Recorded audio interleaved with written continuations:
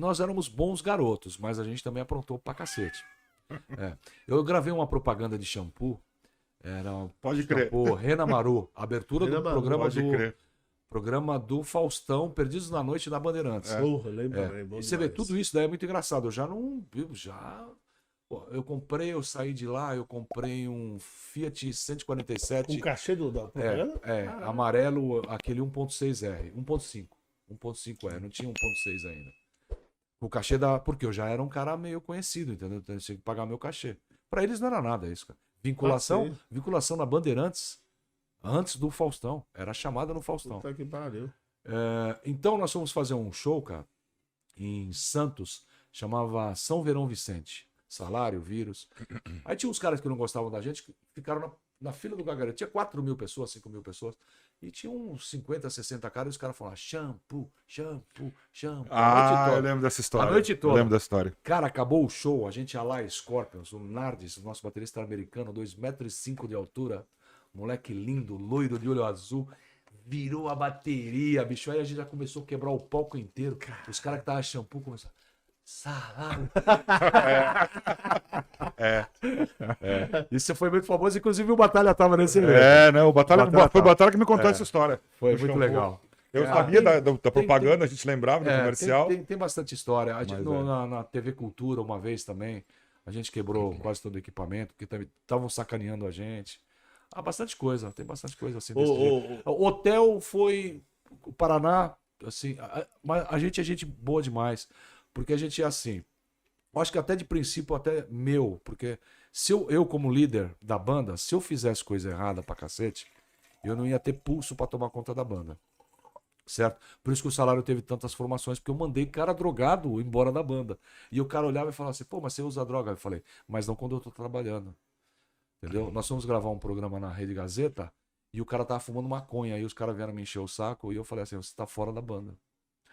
Ele falou, pô, mas você cheira cocaína? Eu falei, primeiro que não dá pala, e segundo que eu não tô trabalhando, né, cara? Você veio fazer isso, os caras vieram me chamar a atenção, ficou ruim, porque eu era o chefe. Então talvez eu não deixei fazer muita loucura por causa disso. Mas foi mais no Paraná, eu acho que foi uma turnê muito grande, extensa da gente no Paraná, e a gente jogava bola no camarim, nos corredores do prédio, coisa de moleque. Né? Nada assim de agredir o outro. Eu acho que eu não posso ser injusto com você, entendeu? Tanto que outra coisa que eu sempre ensinei todos os caras que trabalharam comigo. Nós chegamos numa casa noturna, todos entravam, cumprimentavam todos os garçons, as faxineiras, as cozinheiras. Tinha o Blackmore, a Dona Maria. Dona Maria. Virou advogada, inclusive, uma mulher espetacular. Ela pedia pro dono, posso ver o salário mínimo? Porque a gente chegava lá, beijava ela pra caramba, tomava um café com ela. Ela virou fã da banda. Isso acontecia com vários. Eu tive um baixista que ele foi numa casa noturna em Santana, ele foi muito grosso com um segurança. Acabou a noite, uma chuva terrível, a gente ia viajar para Santos. E cada um tava com seu carro particular, porque a gente tava com as namoradas, que era um momento de folga com as namoradas, entendeu? Porque a turnê não permite de você levar mulheres, as mulheres da gente, as titulares. Tem um monte de bastidores aqui, tô me entregando. Então, cada um tava com seu carro e ele chegou e falou, China, furaram meus dois pneus estão arreados. Aí eu falei, se vira, velho. Se vira. Eu tô indo embora. Eu tava puto pra caralho com o cara. Vou perguntar pra vocês dois. Quem ajudou o cara a trocar os dois pneus? O segurança. Puta que pariu. Mataram na... Você entendeu? Como é que você pode... Você quer ir num casamento, você vai ser bem atendido, você tem que tratar bem o... Sim, lógico. Entendeu? Então, eu sempre tratei bem. Então, esse tipo de loucura, a gente não tem muito.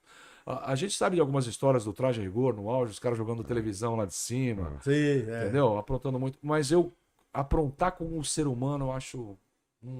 Porque alguém tá sentindo alguma coisa de menosprezo. Eu nunca gostei disso, cara. Tem muito problema com fã, cara? Pra caralho.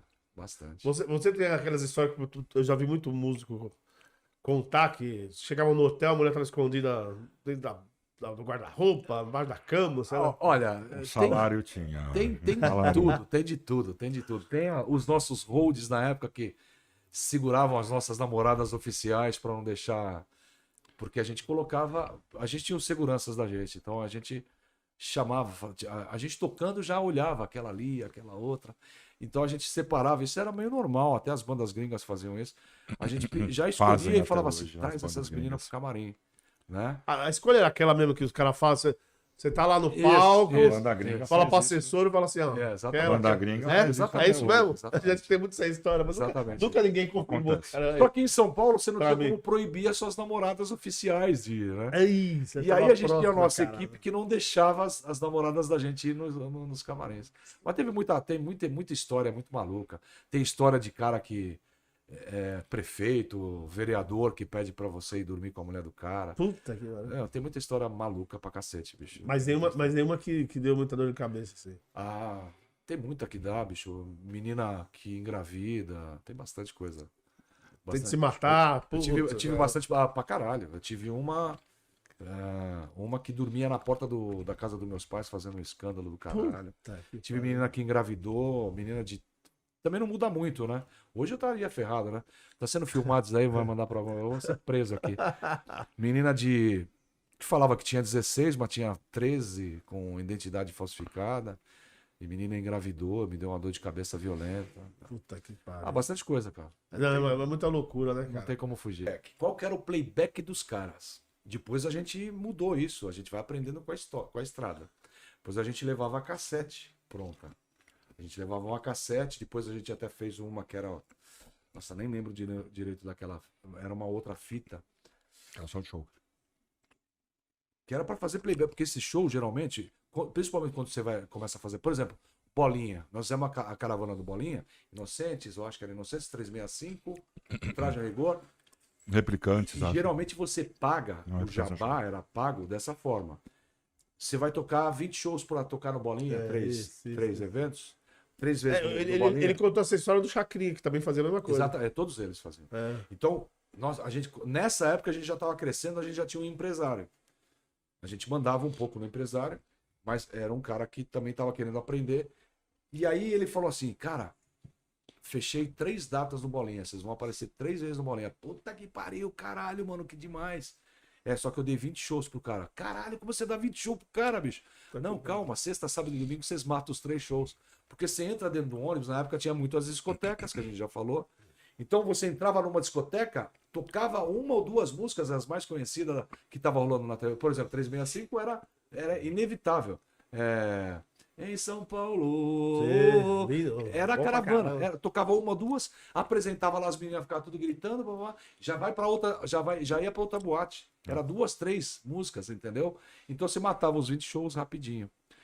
Agora deixa eu contar um playback. Não, mas ele marcava uma data pra você fazer. Não era na hora do... Porque eu tô falando porque no Chacrinha, o Trincão disse que quando você saia do show do Chacrinha mesmo, do programa, já tinha um carro na porta pra você fazer os shows. Sim, depende. Não, o nosso era marcado, porque o Bolinha era gravado. O Bolinha era de quinta, se eu não me engano, quinta-feira no Teatro Bandeirantes, na Brigadeiro Faria Lima. E aí a gente viajava sexta, a gente descansava. A gente viajava sexta, sábado e domingo. Matava os 20 shows no final de semana. Tinha vezes que era 5 horas da manhã, a gente tava chegando na boate, tocando na boate. Eu vou te contar um playback que foi muito engraçado. Lembro da cidade de Lorena, o apresentador Ivo Morgante. Pô, não é estranho. Ivo Morgante, que foi do SBT. Fez aqui agora. Louco, tá verdade. comendo a orelha, bicho, tá? Louco pra caramba. Aí, o palco ruim pra caramba, balançando o palco. E o playback era com vinil. Com vinil. Só que quando a gente pulava no palco, o salário corre pra caramba no palco, pulava, a vitrola tava atrás. Pulava também. Pulava. Então o que a gente fez? A gente teve que tocar quietinho, cara. Mano, na nossa época era pior, porque os caras não tinha equipamento importado. Não tinha equipamento importado. Então você chegava lá nos microfones, a gente salvava o evento. A gente que salvava o evento, cara. Chegava lá, a gente precisava de pelo menos 12 microfones. Tinha vezes que a gente tocava com 4, 6 microfones. Como é que você vai microfonar um som, você falou do RPM, para um público enorme, cara? Não tem como. Só que a gente salvava, a gente pendurava um na bateria, com um cabo, pendurava um na bateria, punha um na guitarra, outro no baixo, muitas vezes o vocalista era obrigado, eu cantava com o meu, mas os outros todos faziam backing vocal, eles vinham cantar num só, porque só tinha um, não tinha mais do que aquilo. Caramba. Não, coisas assim absurdas. E tem uma coisa que é interessante que eu acho que vale a pena comentar. Dentro do heavy metal nacional, existe uma parceria muito grande, uma cordialidade muito grande entre as bandas. Eu já presenciei vários shows, eu já tive a oportunidade de trabalhar em vários shows. E mesmo quando você tem esse perrengue, então você tem, por exemplo, a outra banda, o cara te empresta um equipamento, o cara te empresta um microfone, o cara te empresta um instrumento. Sim, sim. Existe essa amizade, vamos dizer assim. Tem um negócio, não em todos os lugares, mas tem um negócio meu, Marcelo, mais uma que você vai ficar sabendo de mim. Tem um negócio meu que virou meio que uma brincadeira entre os músicos. O Salário uma vez foi tocar Pernambuco, se eu não me engano, Pernambuco. Recife. E era muito cara a passagem de avião e eles não conseguiram pagar para os nossos funcionários. E o cara falou assim, não, deixa que a gente contrata os caras. Na hora de colocar o equipamento, os caras vieram perguntar, como é que liga esse daqui, cara? Aí os caras não sabiam nada de equipamento. A pedaleira, né? As coisas que a gente põe no palco, né? Aí eu inventei uma, que eu falei assim, os caras não sabiam nem ler inglês. Aí eu falei assim, ó, int, entrada, né? Int de instrumento. E alt de alto-falante. E funciona. Os caras montaram. Aí os caras já guardam. Isso funciona. Isso virou uma porque é brincadeira. Isso virou uma brincadeira entre os músicos, cara. E funciona. Porque sim, se precisar decorar. Não faz passar aí o som aqui, liga no alto-falante. Funciona. Funciona. E aí a Baratos Afins foi no Madame Satã, foi quando contratou a gente. Ele ia com um gravador de rolo, escolhendo as bandas. E aí viu 3 dias cheios, né? Na outra semana era o Ira, na outra o Casa das Máquinas, Camisa de Vênus, e na outra encerrando RPM. Você percebeu que tava todo mundo junto? O Titãs era Titãs do Iê Iê Iê. A gente tocou em janeiro, o Titãs do Iê Iê Iê ia tocar em fevereiro. Você entendeu? O Titãs, até a história do Titãs eu conheço toda. A mãe do Branco Melo, que inclusive manda um beijão pro Branco, que tá se recuperando, tá bem, na garganta. Tá bem. E a mãe do Branco Melo tinha mais acesso à mãe do que o filho. O filho virou um astro do rock. Mas ela falava assim, o Branco roubou o meu beijo fatal. Você precisa me dar outro. Eu falei, onde eu vou arrumar um beijo fatal de vinil? Entendeu? Então, as coisas fantásticas que acontecem. E a gente viu nossos amigos se dando bem, fazendo rock, né? O Ira. Cara, e todas essas bandas que você acabou de falar aí. Nós nascemos todos juntos, cara. Pô, cara, eu acompanhava todos os shows dele. Eu tava indo muito bem na Jovem Guarda. Sim. Você sabe que a gente tinha alguns grupos só de cantores Tava o Mário Linhares, faleceu também, o André Matos. E aí quando a gente falava que a gente ouvia Gessé, que a gente ouvia Antônio Marcos, e aí, pô, mas você também ouve? E aí, engraçado, quase todos os grandes. Então, o cara para ser bom músico, bom artista, saber interpretar e principalmente saber cantar em português, a gente ia beber nessas fontes. Então a Jovem Guarda foi muito importante pra gente. Sim. E depois também não podemos esquecer que nós fizemos um bom rock pesado nos anos 70 também. Uma banda chamada Peso, Made in Brasil, Patrulha do Espaço, Secos e Molhados. Secos e Molhados, uma obra-prima maravilhosa. Tudo isso é rock, cara. Casa das Máquinas, fantástico. Tanta gente boa. Esses caras abriram os caminhos para nós. E esses caras tinham um programa na Globo que transmitia eles tocando no Morumbi lotado. Eles chamava Rock and Roll Music, né? Rock Music. Rock in Concert. O Salário foi uma das bandas que mais fez televisão, eu acho que na história do heavy metal. Se todas as bandas tivessem entendido o que a gente queria, porque o Marcelo falou, por que ia muita menina no show do Salário? Porque a gente tinha uma estampa muito bonita. Eu vi, os caras não vão lá. Os 5 caras eram muito bonitos, próximos aos gringos lá, eram escolhidos a dedo realmente. Porque quando eu entrei no Salário, eu profissionalizei totalmente a banda e tentei chamar os melhores para estarem comigo, né? E a performance da banda era bem legal, com explosão, gelo seco. E as meninas iam atrás da beleza dos caras, né? Eu tô nem preocupada com o som. Se as pessoas as bandas tivessem seguido o nosso caminho, eu acho que a gente tinha um espaço melhor hoje no heavy metal. Nós fizemos Em 30 dias nós fizemos 40 programas de televisão.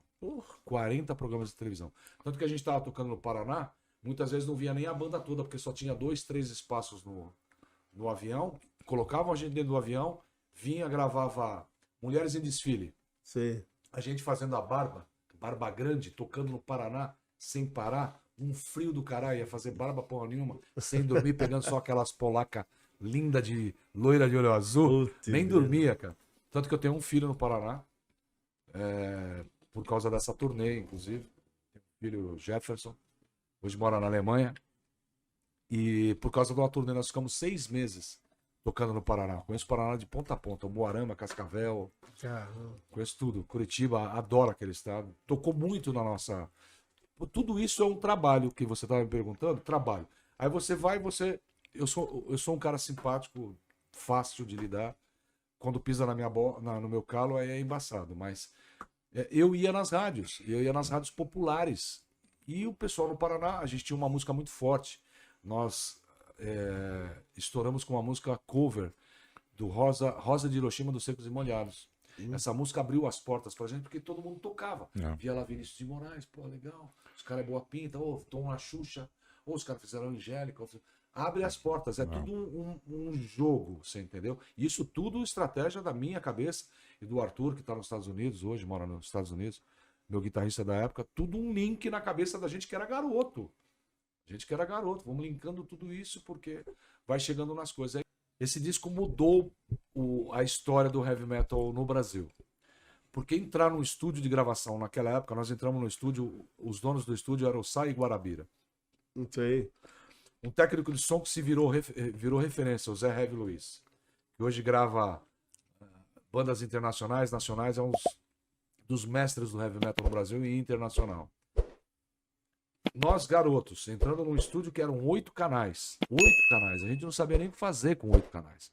Esse disco, em 30, 40 dias, ele vendeu de mais de 10 mil cópias.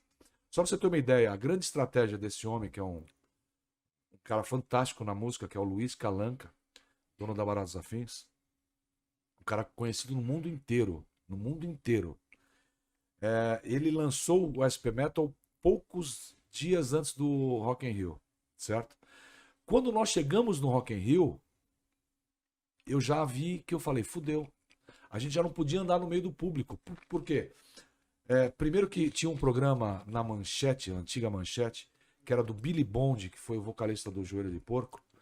E nós fomos numa casa chamada Mistura Fina, que existe até hoje na Barra da Tijuca, que é uma casa lindíssima. Continua do mesmo esquema. É uma casa que tem uma lanchonete em cima, um estúdio em cima, e você toca sendo transmitido para os telões embaixo, onde é cheio de árvore. Muito gostosa a casa. Caramba. Existe até hoje essa casa. É uma referência no Rio de Janeiro. E lá foi gravado um vídeo do Salário e outro do Vírus. Nós viajamos juntos. Tudo o Luiz da Baratos Afins que armou. Quando nós chegamos no Rio, a música da gente não parava de tocar no vídeo, porque ele tinha um programa de videoclipes. E a gente já era conhecido, cara. Então nós chegamos já no Rock in Rio já dando autógrafo. Entendeu? A gente já tinha uma cena forte em São Paulo. Antigamente você não conseguia atingir outros estados assim, tão fácil. Mas quando nós chegamos no Rio de Janeiro, já dando autógrafo e as pessoas já tinham o disco da gente, eu falei assim, nossa, proporção no Rock in Rio, a gente já tinha um público que tinha um segmento. E o batera do Patrulha do Espaço, que é um dos meus ídolos no Brasil, o Rolando Júnior, o Júnior, mais conhecido como Júnior, ele cita exatamente uma das coisas que eu falei. Ele fala assim, quando teve o primeiro Rock in Rio, a gente esperava que as bandas, nós estaríamos no Rock in Rio. Porque se era um Rock in Rio, e estavam trazendo Iron Maiden, Ozzy Osbourne, Whitesnake, Scorpions, quem tinha que representar o Brasil naquele momento era a gente. Mas por força das gravadoras entrou o Paralamas do Sucesso, entrou o Traje a Rigor, entrou as bandas, que eu até faço uma propaganda, fala mais meleca, porque o público estava sedento por rock pesado, mas as gravadoras chamavam a gente de botinha, porque falavam que a gente era meio americanizado. E aí eles inventaram um rock um pouco mais que existia, que era esse segmento Paralamas, do Traje e RPM, e empurraram esse rock para massa. Então não deixaram ouvir o nosso rock, que para eles é um rock de gringo. O rock que nós fazemos é de gringo. Pô, mas não é gringo, porque a gente fala, a gente canta em português. Tanto que eu tive até uma treta na época com uma cantora aí da MPB, não vou citar o nome, no programa da Bandeirantes, e ela fala assim, pô, mas vocês não são o MPB. Eu falei, somos o MPB. Música pra pular brasileira. Pra pular. A televisão cada vez mais, porra, a Mara, vocês fizeram acho que 2 ou 3 vezes. Duas vezes. Fizemos um aniversário dela que foi maravilhoso. Aniversário dela, verdade. Virou minha amiga pra caramba. Angélica, todo esse Serginho Malandro. Tanta gente que a gente fez. Machão e Frigideira, que era o dono das Carnes Bassi, da Cantina. Você que sabe. Você que sabe, exatamente. Nós fizemos tanto programa, mas. Roberto Stipe. E a Tim Espirro, cara, começo de carreira dos caras, nós fizemos um programa na Paulista com os caras ao vivo. Final de ano, descendo o Papai Noel. Lá na Gazeta. Cara, 25 mil pessoas na Paulista, cara. Puta que pariu. Sabe, então as pessoas deixavam de fazer isso porque achavam bolinha. Fizemos bolinha. Quem fechou as portas do Bolinha foi o Corsos. Os caras quebraram quase tudo lá. E o salário, ele não se negava em tocar. Porque é assim, é o que eu sempre falo. A gente não se vendia. Porque se eu tava indo com a minha roupa, com o meu cabelo e com a minha música, eu não tô me vendendo. Eu tô divulgando o meu produto. Meu trabalho. Você entendeu? E é lógico que existiam algumas exigências. A gente nunca quis gravar o Gugu, porque o Gugu sempre quis colocar a gente nos programas, inclusive o Capital Inicial teve um problema lá, nós falamos do Capital, que era aquele negócio de jogar torta, sabe? Jogar e a gente não queria esse tipo de baixaria, a gente não curtia, entendeu? A gente queria um certo respaldo. Mas a televisão e o rádio eram muito importantes para todo esse trabalho que a gente fez, entendeu?